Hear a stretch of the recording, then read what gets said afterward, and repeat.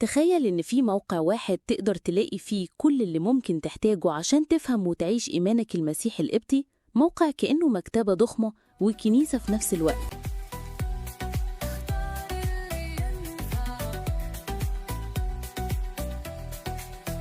النهاردة المنيو بتاعنا عن موقع الأنبا تكلا هيمنوت. ده موقع الكنيسة القبطية الأرثوذكسية الرسمي، وهدفه الأساسي إنه يقدم التراث الغني بتاع كنيستنا في مصر. والموقع ده بلغتين أساسيتين، الإنجليزية والعربية، عشان يوصل لأكبر عدد من الناس. أول نقطة معانا في المنيو هي كنز الكتاب المقدس ودراساته.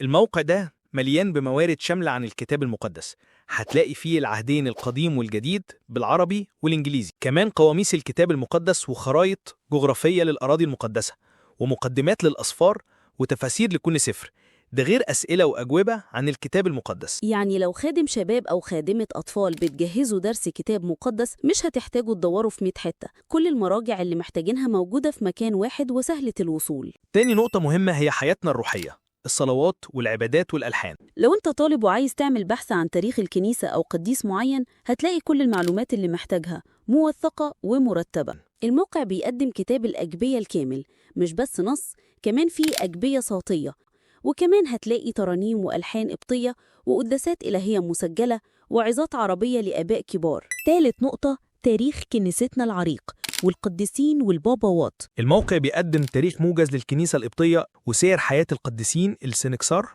ومعلومات عن الباباوات الأقباط زي قداسة البابا شنودة الثالث وقداسة البابا تودروس الثاني. هتلاقي كمان كتب ومحاضرات البابا شنودة. والأول مرة ممكن تلاقي موقع بيوفر دروس لتعليم لغات زي الإنجليزية والفرنساوي والإيطالي والعربية، وكمان مقدمة للغة القبطية.